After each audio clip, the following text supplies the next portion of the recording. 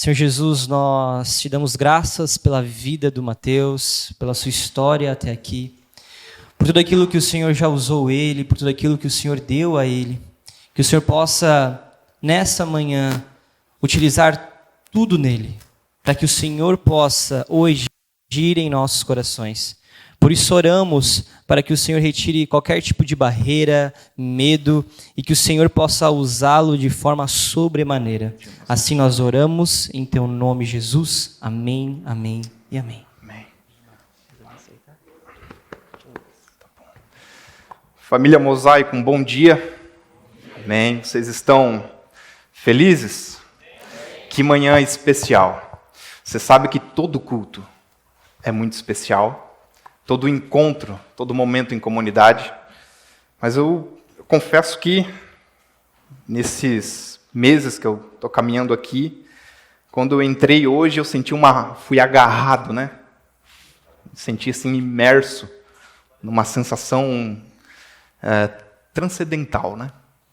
Não há nada metafísico que possa explicar isso, senão a presença de Jesus, senão esse afeto que somente Ele pode proporcionar para nós, né?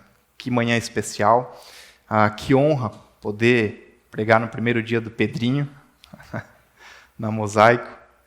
Irmãos, vamos lá, quero poder compartilhar um texto com vocês, que diz respeito à nossa série de mensagens que nós estamos tendo aqui nos nossos domingos, que é referente aos encontros de Jesus no Evangelho de João. Com isso, eu peço que você abra a sua Bíblia em João capítulo 14.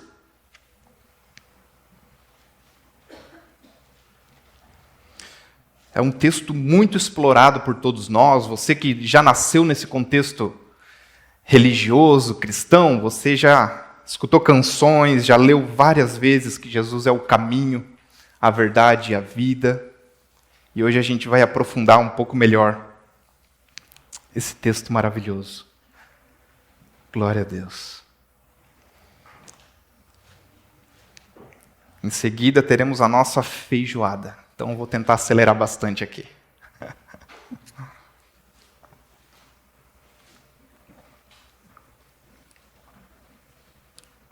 Amém.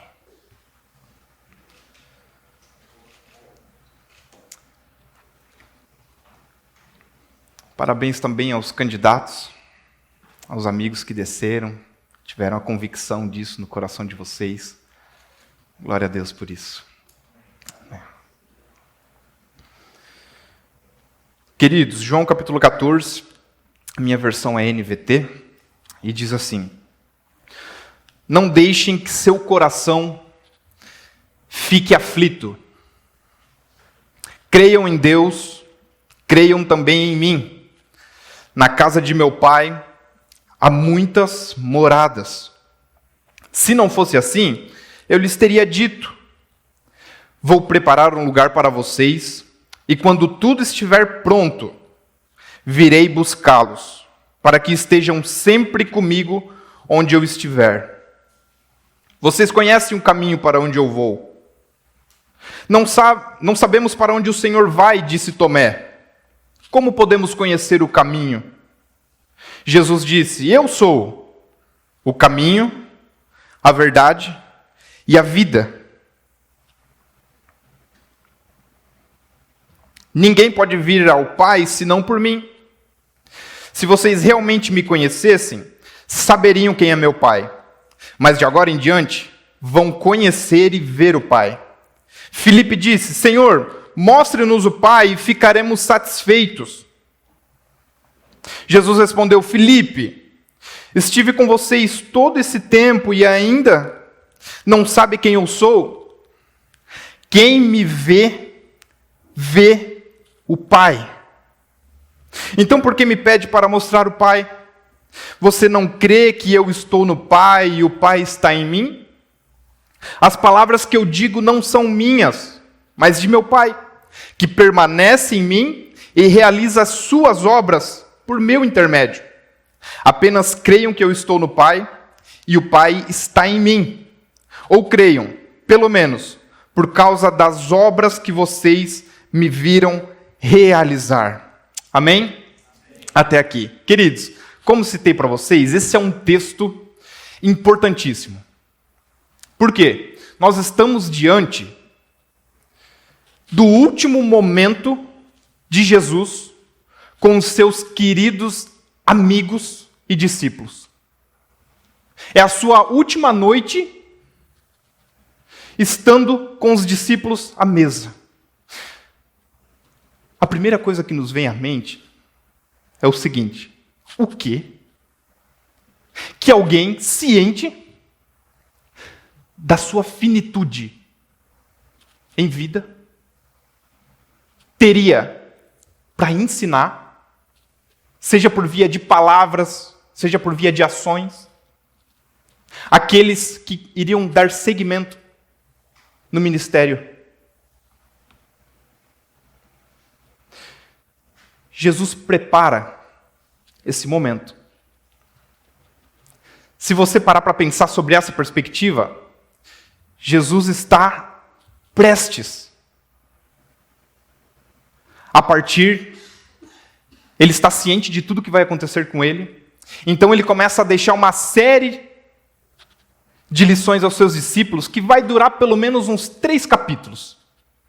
Então a gente vai ver que inicialmente Jesus lava o pé dos seus discípulos, um ato extremamente significativo, e deixa isso por referência para eles, como algo sobre o qual eles deveriam dar seguimento. Em seguida, Jesus prediz a traição de Judas, e ele vai dizer o seguinte: aquele que come do meu alimento voltou-se contra mim. Gente, para pensar isso numa mesa. Para pensar a tensão, possivelmente, que começa a pairar nesse momento. E Jesus continua citando mais coisas. Até que, para mim, ele chega no momento ápice dessa conversa, que é o seguinte: olha, chegou a hora. Do que, mestre? De o Filho do Homem ser glorificado. Tá bom, tudo bem. Mas como que vai acontecer essa glorificação? De que ordem que é isso? Vai acontecer assim, vocês me procurarão, mas não poderão ir para onde eu vou. Ou seja, os discípulos estão nessa jornada ministerial com Jesus, e de repente Jesus fala para eles na mesa: olha, chegou o grande dia. O traidor está comendo a mesa, lavei os pés de vocês, e agora eu estou indo para o Pai. E aí Pedro fala: Senhor, olha, eu estou disposto a qualquer coisa. Tá? Aonde o Senhor for, eu vou contigo. E Jesus fala: ô Pedro, você não está entendendo a dimensão do que eu estou te falando. Antes que o galo cante, 3 vezes. Antes que o galo cante, você vai me negar 3 vezes. Isso só aponta para nós que os discípulos eles não tinham compreendido, talvez, o tamanho dessa proporção, dessa ida de Jesus, desse sair desse lugar, desse voltar ao Pai. Mas Jesus está preparando o coração deles. Está alertando. E aí a gente entra no texto que nós acabamos de fazer a leitura. E diante desse cenário, o que Jesus fala é o seguinte: não deixem que o coração de vocês fique aflito. Irmãos, nesse momento, diante possivelmente dessa vulnerabilidade que os discípulos estão experimentando, emerge um Cristo preocupado, atento, lúcido com o desespero dos seus discípulos. Jesus, eu estou disposto a ir com o Senhor. Não, Pedro, você não está entendendo o que é isso aqui. Mas com muito zelo no meu coração, Pedro. Não deixe que o teu coração fique aflito. Gente, quem pede isso, Kleber, não são os filósofos dos dias de Jesus, não são os helenistas, não é Platão pedindo isso, não é Sócrates. Quem pede isso de coração humano para coração humano é Jesus. Olha, não deixe que o teu coração fique aflito. Irmãos, eu não consigo imaginar que Jesus não olhe para nós sobre essa mesma perspectiva em várias vezes. Eu não consigo imaginar que para nós não emerge um Cristo muito parecido, dizendo, olha, não deixe que o coração de vocês fique aflito. Por quê? Creiam em Deus. Creiam também em mim. Você já parou para pensar que a crença é algo, queridos, inerente à espécie humana? Todos nós cremos em alguma coisa. Mateus, mas eu sou ateu.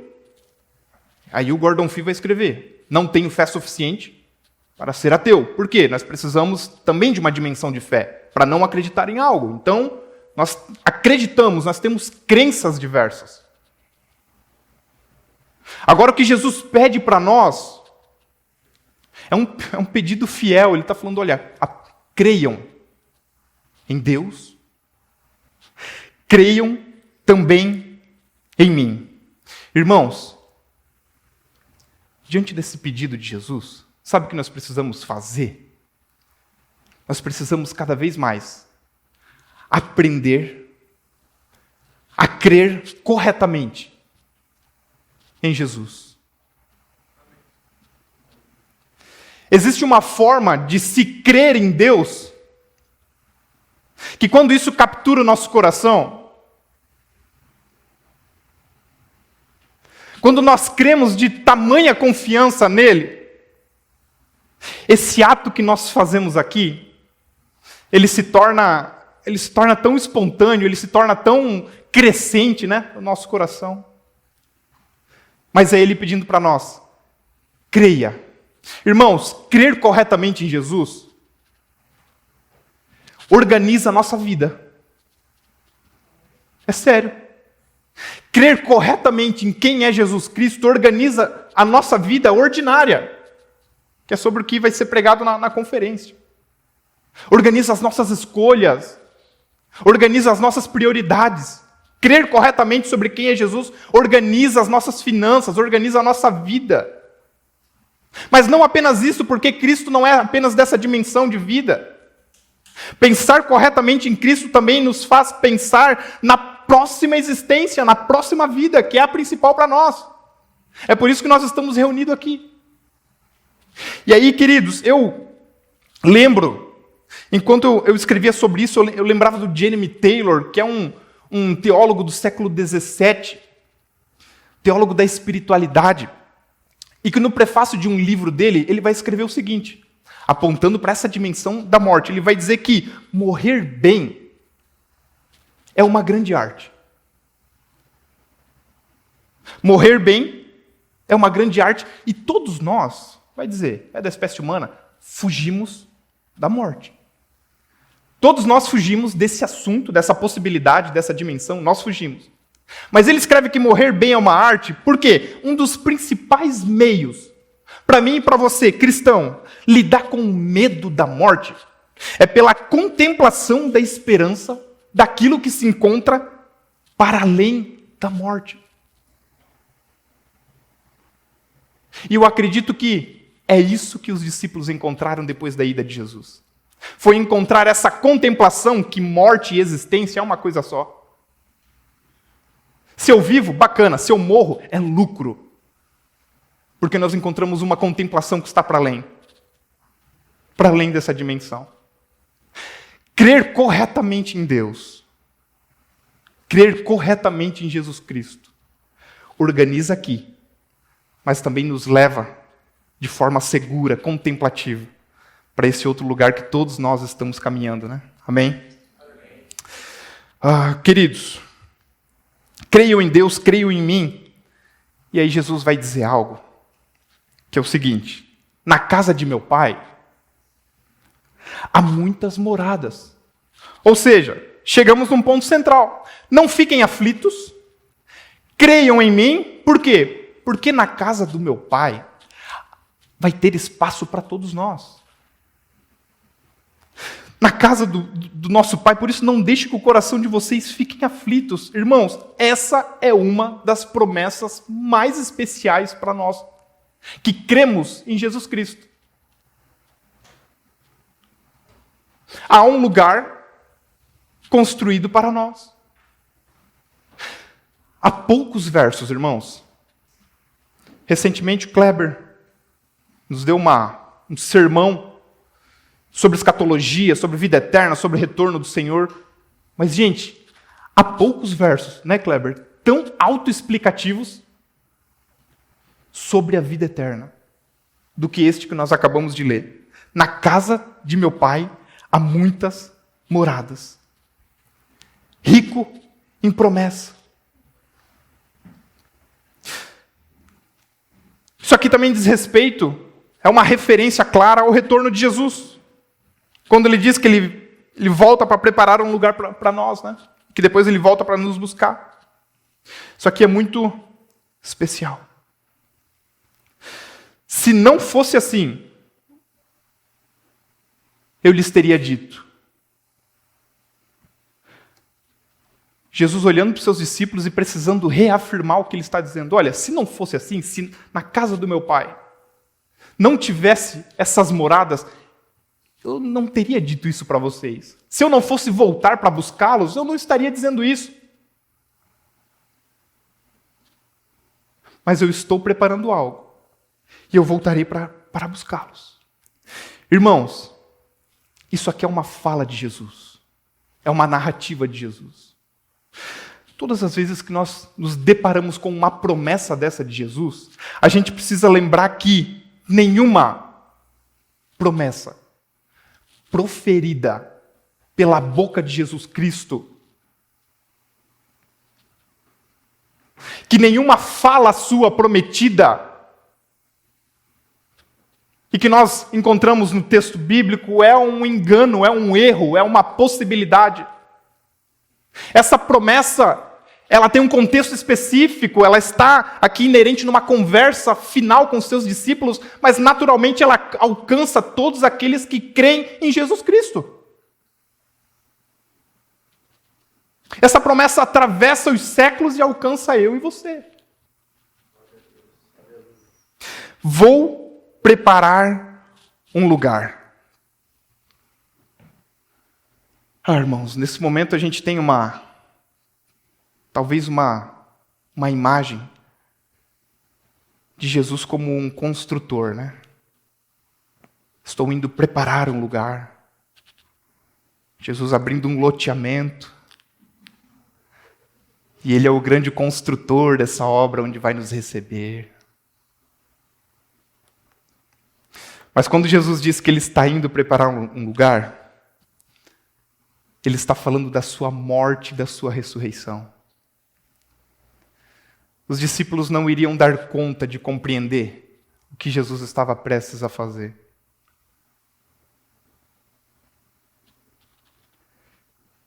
Eu vou preparar um lugar, mas esse lugar ele não é de tijolos nem de cimentos. Esse lugar ele é de carne, ele é de sangue. Esse lugar que eu estou indo preparar é a morte que eu estou prestes a enfrentar na cruz do Calvário. Esse é o caminho que Jesus mediou para mim e para você. Preparar um lugar é esse encontro que Ele estava indo ter com a cruz. Para que hoje, enquanto nós tomássemos ceia e lembrássemos dele, nós pudéssemos lembrar que pela sua morte nós fomos justificados, tá? É Ele quem advoga por nós. É Ele quem lá de cima diz o seguinte: Pai, Mateus, ele é um filho de Adão, né? É. Pecador, né? É. Mas lembra da cruz? Lembra que ele está justificado, né? Vou preparar um lugar. Jesus está consciente de tudo que Ele está prestes a passar por nós. Aleluia. Glória a Deus. Verso 4 vai dizer o seguinte: vocês conhecem o caminho para onde eu vou. Não sabemos para onde o Senhor vai, disse Tomé. Como podemos conhecer o caminho? Jesus disse: eu sou o caminho, a verdade e a vida. Ninguém pode vir ao Pai senão por mim. Irmãos, se você se ater a capítulos anteriores e ao capítulo posterior, você vai ver referências de Jesus uma série de vezes falando para os seus discípulos dessa dimensão para onde ele vai. Que a sua chegada está próxima. Uma série de vezes os discípulos são alertados desse fenômeno que está próximo a acontecer. E a gente vê um questionamento um tanto quanto duvidoso, um tanto quanto, poxa, eu não estou entendendo ao certo o que se vai acontecer. De Tomé dizendo o seguinte: nós não sabemos para onde o Senhor vai. Porque, irmãos, vamos lembrar que eles estão num momento realmente de vulnerabilidade como ser humano. Como seres que estão com um propósito, com o seu Messias, mas eles também entram nesse lugar de espera. Quer dizer que o nosso Messias está prestes a partir? E o nosso revolucionador? E aquele que vai nos libertar dessa opressão romana? E aí, como é que vai ficar tudo isso? O Senhor vai para onde se eu não posso ir? Vocês conhecem? Não, calma, vocês conhecem o caminho para onde eu vou. Tomé. Não, a gente não está entendendo. Que caminho é esse? E é dentro dessa dúvida honesta que Jesus devolve com uma resposta também muito honesta. Tomé, eu sou o caminho. Irmãos, imagine por um minuto que você está numa cidade, um pouco perdido. Você sabe que você está no caminho, você está na rota, você tem um destino a chegar. E você pede informação para alguém.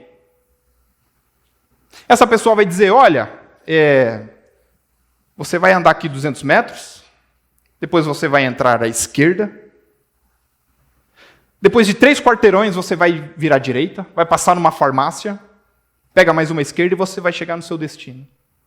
Se você é como eu, no segundo sinaleiro você já esqueceu. Você já se perdeu, está perdido.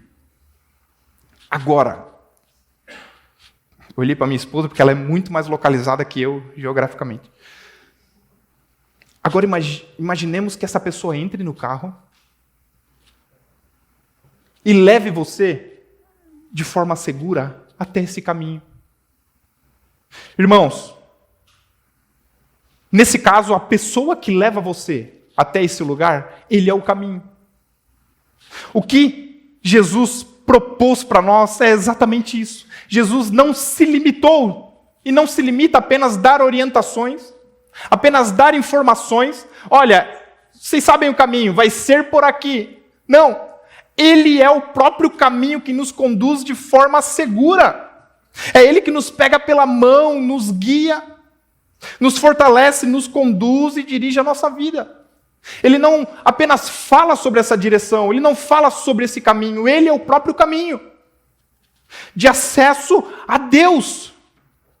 Amém? Não só isso, mas ele também diz: eu sou a verdade. Irmãos, inúmeras vezes, na graduação, psicologia, alguns professores diziam o seguinte: Dudu, olha, hoje nós vamos estudar existencialismo e a gente vai falar uma verdade moral. E aí eu lembro de um professor que ele dizia o seguinte: olha, se atenha à teoria dessa verdade moral. Porque ela, você consegue ajustar metodologicamente para você aplicar no contexto clínico. Agora não olhe tanto para a vida devassa do teórico.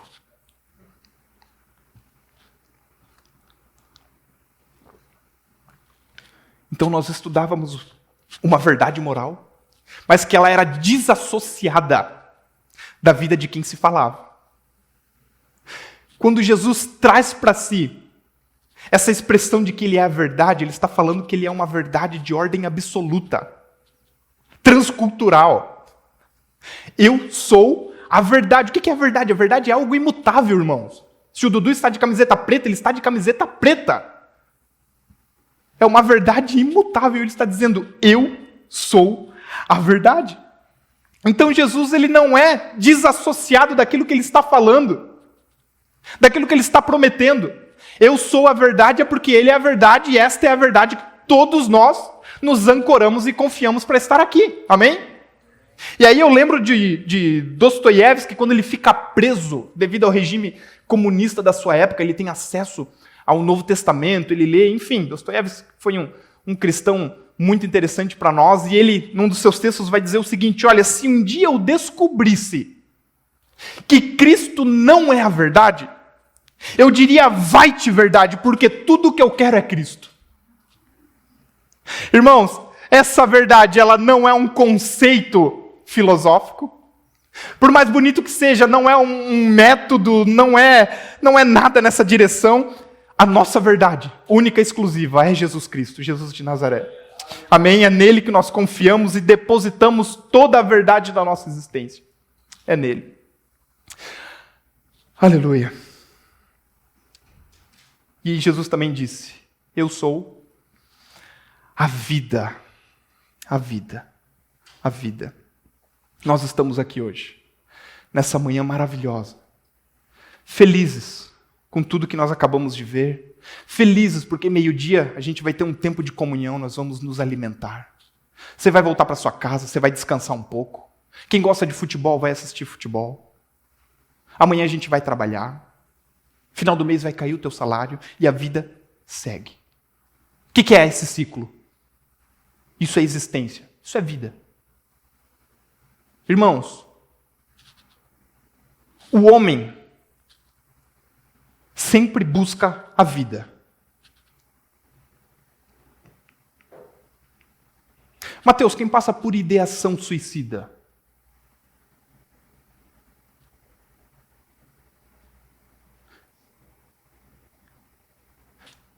Quem sabe que um dia vai morrer, mas deseja antecipar a sua morte? Que relação é essa que ela tem com a vida? Gente, nós estamos falando de uma dimensão aqui, de alguém que está com um sofrimento psíquico extremo, a ponto de se tomar uma decisão desta. Essa pessoa ela está num extremo dualismo entre uma pulsão de querer viver muito e uma pulsão de querer morrer muito. Mas agora eu te digo algo. Se você conversasse com essa pessoa e dissesse o seguinte, olha, se esse teu problema ele pudesse ser organizado, se eu pudesse tirar com a mão essa dor que você sente no teu peito, você gostaria de continuar vivendo?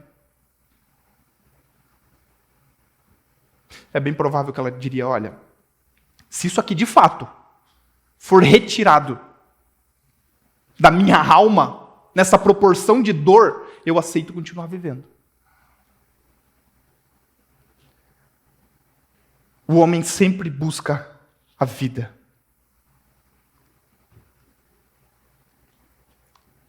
Jesus se autodenomina 3 coisas que nos cerca, sabe? Ele é o caminho, ou seja, nós não temos outro. Nós não temos um atalho, nós não temos uma possibilidade. Mas ele também é a única verdade. E ele também é a única vida. Irmãos, essa é a beleza do Evangelho. Essa é a beleza dessa graça maravilhosa de Jesus Cristo. Aqui está possivelmente uma também das essências do Evangelho, do porquê que nós cremos nele. Você sabe que um dia C.S. Lewis ele chega na faculdade que ele lecionava, entra numa sala e alguns teólogos e professores estavam discutindo sobre qual era a singularidade da fé cristã em relação a todas as demais tradições religiosas. E quando ele escuta essa discussão, ele diz, gente, mas esta não é difícil. A singularidade do cristianismo é a graça de Jesus.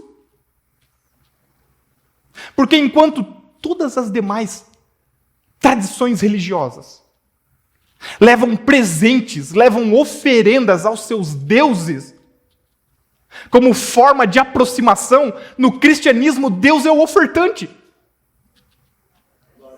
Enquanto todos levam alguma coisa para que esse Deus se agrade, Deus oferta o seu Filho. Quem explica esse mistério? Que nomenclatura nós damos para isso, se não uma graça, algo que não faz sentido para mim e para você? Esse é o favor dele por nós. Essa é a singularidade do porquê que nós estamos reunidos. Nós não temos outra fonte de possibilidade. É Jesus Cristo. Amém? Eu sou o caminho, a verdade e a vida. Verso 7, se vocês me conhecessem, saberiam quem é meu Pai. Mas de agora em diante, vão conhecer e ver o Pai. Filipe disse, Senhor, olha, irmãos, olha que pedido. Preste atenção nesse diálogo. Mostre-nos o Pai e ficaremos satisfeitos. Ou seja, o Senhor está falando de caminho, isso aqui está muito dúbio para nós.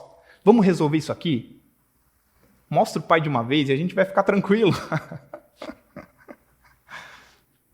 Jesus respondeu, Filipe, eu estive com vocês todo esse tempo e você ainda não sabe quem eu sou?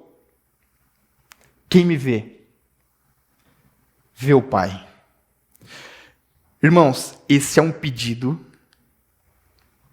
não é qualquer pedido, de Filipe a Jesus. E parando para pensar, é um tanto quanto verdadeiro também esse pedido. Olha, vamos resolver toda essa equação? Então nos mostre. Nos mostre e a gente vai ficar em paz, a gente vai entender como que é o caminho até o Pai. Nos mostrando Ele.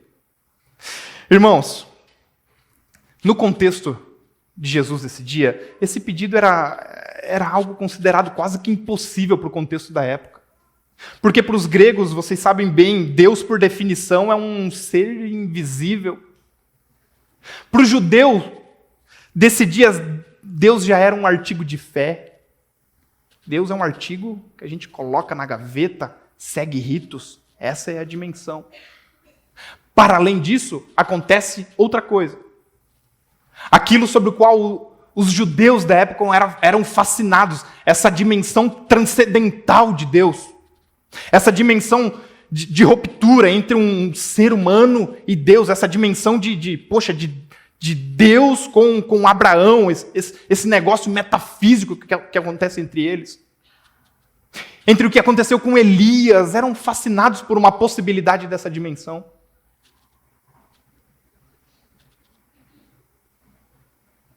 Eles jamais, queridos, poderiam ter ousado pensar que eles podiam fazer o quê? Ver Deus.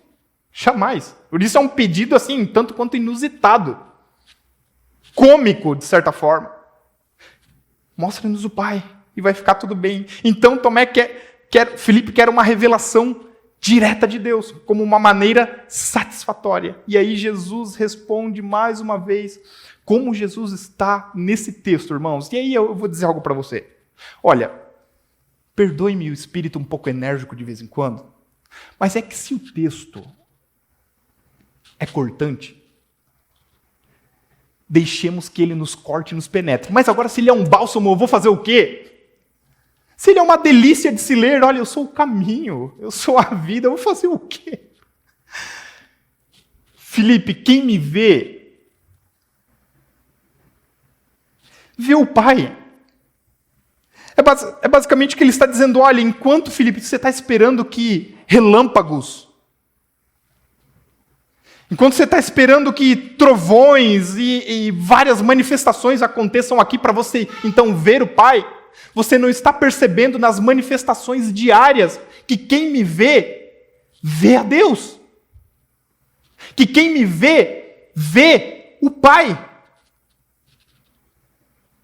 Então, enquanto Felipe esperava essa dimensão assim, sabe, extraordinária, como aconteceu com Moisés, como aconteceu com Elias, Felipe esquecia que Deus assava um peixe todos os dias ao seu lado. Enquanto ele esperava essa manifestação como a única possibilidade de Deus, esquecia que Deus estava no seu lado, curando um cego de nascença. Você consegue enxergar a dimensão disso? E aí o J. Carson vai dizer o seguinte, olha, aqui está uma verdade profunda para todos nós. O conhecimento de Jesus leva ao conhecimento do Pai. Nenhum dos apóstolos havia capturado a profunda verdade, profunda convicção de que Deus se deu a conhecer através de Jesus. E aí o reverendo Antônio Carlos Costa, às vezes, falando desse texto, ele costuma brincar, olha, se você deseja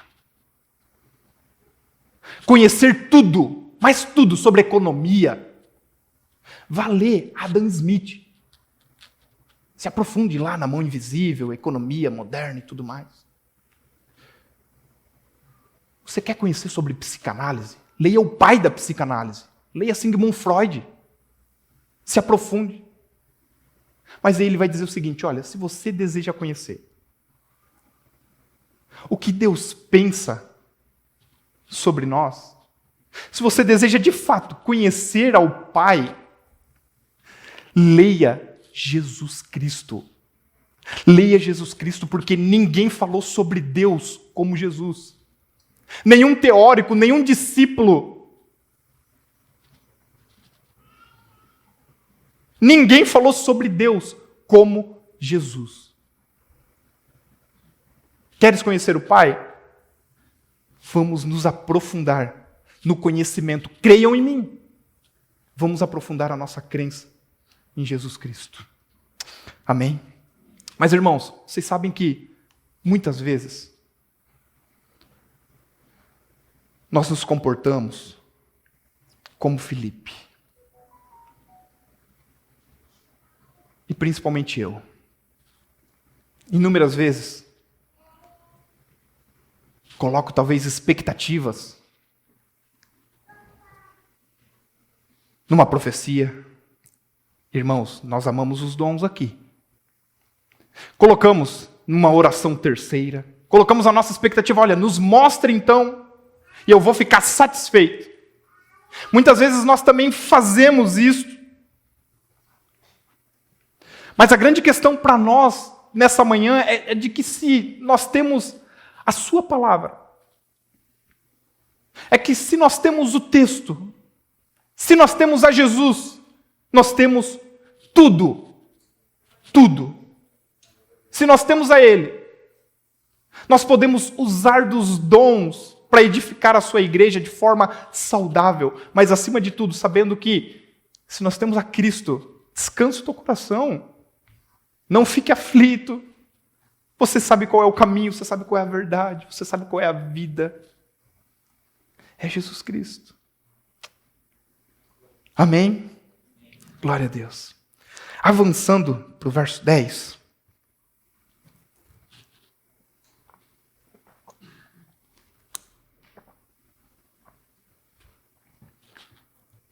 O texto vai dizer o seguinte: você não crê que eu estou no Pai e o Pai está em mim? As palavras que eu digo não são minhas, mas de meu Pai, que permanece em mim e realiza suas obras por meu intermédio. Apenas creiam que eu estou no Pai e o Pai está em mim, ou creiam, pelo menos, por causa das obras que me viram realizar. Irmãos, aqui eu vou caminhando para uma conclusão para te dizer o seguinte: o ministério de Jesus, com base nisso que nós lemos, foi um ministério que o tempo todo buscou revelar o Pai. O evangelho joanino, este evangelho, ele tem como dos seus eixos, uma das suas ideias centrais o seguinte, de que em Jesus Cristo, quando nós olhamos para ele, nós vemos a mente de Deus. Essa é uma das ideias quando você vai se ater ao evangelho de João. Agora aqui Jesus afunila nesse capítulo essa relação dele com o Pai.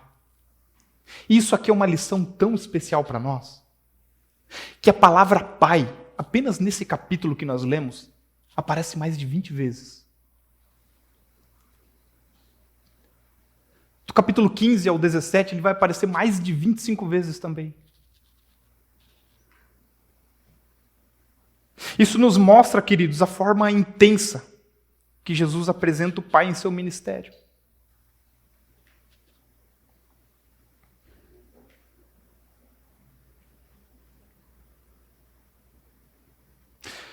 Isso aqui é muito especial.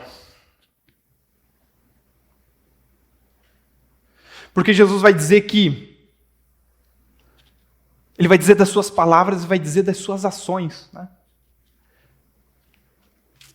E Jesus é este que conseguiu cumprir em palavras, conseguiu cumprir em ações. E eu vou dizer algo para você para a gente concluir, e eu finalizo nessa expressão de Jesus. Apenas creiam que eu estou no Pai e o Pai está em mim. Essa é a frase, talvez, para nós guardarmos nessa manhã no nosso coração, de que nós precisamos crer em Jesus. Precisamos crer no Pai. E que a nossa mente, o nosso coração, precise se apropriar dessa verdade, dessa convicção. Em Jesus, nós vemos Deus, para nós nunca mais esquecermos, sobre uma cruz. Em Jesus nós vemos Deus, nós vemos o Pai numa cruz. E isso para nós, irmãos, é suficiente. Se a banda quiser subir, a gente vai encerrar fazendo uma oração. Eu sei que possivelmente há muitos entre nós, assim como eu, que são cristãos de berço. Assim como Pedrinho, assim como eu também que nasci nessa realidade. Mas você sabe que a gente precisa olhar para o texto bíblico de forma muito generosa e honesta, apesar do nosso tempo de caminhada com Cristo, para a gente nunca esquecer dessas 3 nomenclaturas que Jesus trouxe. Porque muitas vezes a gente esquece que Jesus de fato é um caminho, o caminho. Durante a nossa vida, nós esquecemos muitas vezes que Ele é, sim, a verdade. E muitas vezes nós nos abalamos e esquecemos que Ele é, de fato, a única e exclusiva vida. Então, gente, Jesus não quer apenas melhorar a nossa condição de existência, melhorar a nossa condição de vida. Ele quer trazer ressurreição, Ele quer trazer vida nova, Ele quer trazer o que os nossos irmãos fizeram nesse momento. É isso que Ele deseja trazer para nós. Amém? Podemos ficar de pé, pastor Dudu? Então tá bom. Vamos orar por isso juntos. Glória a Deus. Aleluia. Ao mesmo tempo eu vou estender essa oração para você. Sei que muitos irmãos aqui a gente se conhece, são gente que ama a Deus de forma profunda, Jesus, a sua palavra. Mas eu estendo essa oração para você que por muito tempo vem se debatendo com essa ideia de um caminho. Para você que há um bom tempo vem se debatendo com essa ideia de uma verdade. E consequentemente para você que vem refletindo sobre vida. Isso são questões que atravessam todos nós, irmãos. A nossa oração nessa noite vai ser para que você saia daqui amarrado em relação a esse caminho, em relação a essa verdade. E que aos poucos isso venha sendo gerado no seu coração uma convicção tão forte, mas tão honesta, tão genuína, que transforme a sua vida terrena e essa contemplação que você vai ter para o futuro com Ele. Que isso aconteça nesse momento. Em nome de Jesus, através do seu Espírito Santo. Pai, nós oramos nesse momento, gratos a Ti, Senhor, mas com o nosso coração extremamente agraciado por tudo que o Senhor nos proporcionou nessa manhã, desde o nascer do sol, Pai. Porque é o Senhor que coordena todas as coisas, assim como o Senhor questionou e disse a Jó: Jó, onde tu estavas quando eu disse para o mar, até aqui é o seu limite? Jó, onde tu estavas quando eu lancei os firmamentos? Nós te agradecemos porque tu coordena todas as coisas, Jesus. Nós também te damos graças porque o teu o encontro contigo, gera transformações profundas, Pai, na nossa vida. Há muitos irmãos, nós estamos em família nessa manhã, e a nossa oração comunitária juntos é um pedido de que o Senhor traga, Pai, essa convicção de que Tu és uma verdade, Senhor, para nós. Senhor, traga essa certeza de que o caminho que nós estamos trilhando e o caminho que Tu já preparou, porque nós estávamos totalmente afastados de Ti. Nós estávamos totalmente afastados do Pai devido ao nosso pecado. Mas o Teu caminho é o caminho que proporciona, Pai, esse elo novamente entre Deus e os homens. Então nós só temos acesso hoje ao Pai porque o Senhor preparou esse lugar com carne e sangue. Senhor, nós oramos pelo coração dos nossos irmãos. Pedimos sobre esse irmão que neste momento está refletindo, Pai, pensando em Ti, pensando na sua vida. Que ele saia daqui amarrado por isso, Pai, por esta convicção. Te agradecemos. Muito obrigado, Senhor. Amém, amém e amém.